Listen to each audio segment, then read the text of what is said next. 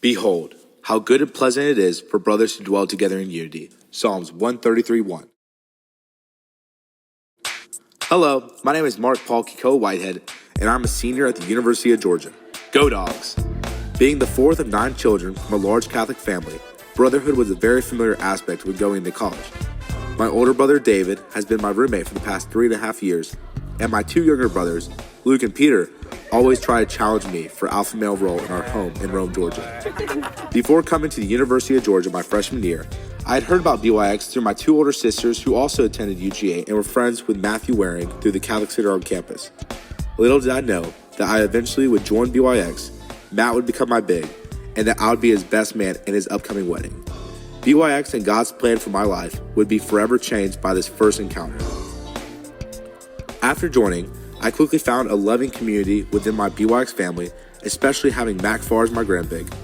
I found community with my pledge class, and to this day with my cell group, all of whom provide avenues for me to get vulnerable. However, I was quickly sucked into things that everyone calls the typical college experience. I began to find my worth in how many date nights and formals I would go on, getting as many Snapchats from girls that I could, seeing how many likes I got on Instagram, and keeping up with how many people knew Mark Whitehead. Church merely became a box I needed to check off every week.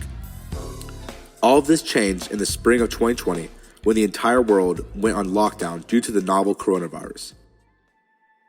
With both my parents being emergency room physicians, they were on the front lines of all that was happening.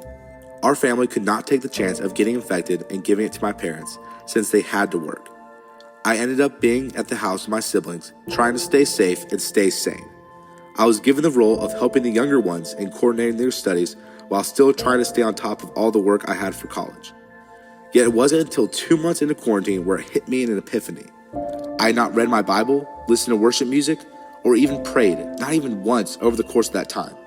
I had completely turned my back on God and wondered how this had even happened. I was a faithful Catholic.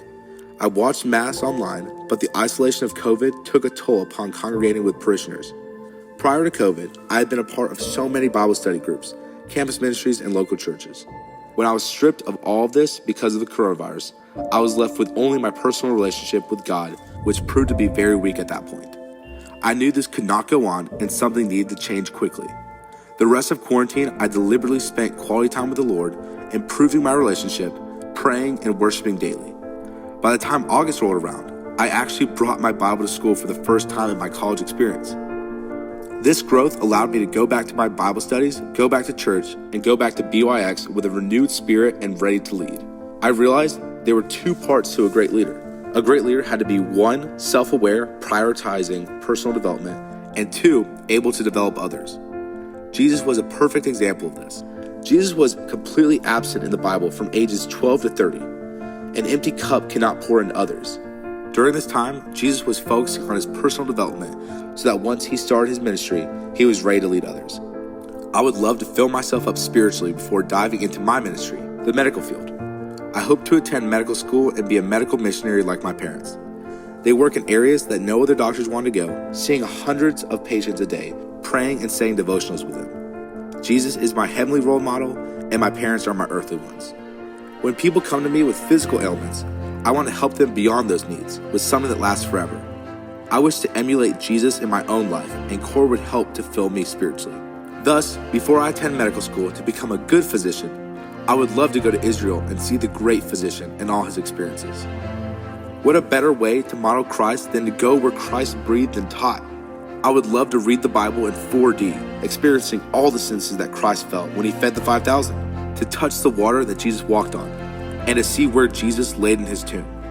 This would deepen my relationship with Christ in ways I could not even imagine and fill me up so much that I could then go into my medical school and my career ready to do the Lord's work and make disciples of all nations through medicine.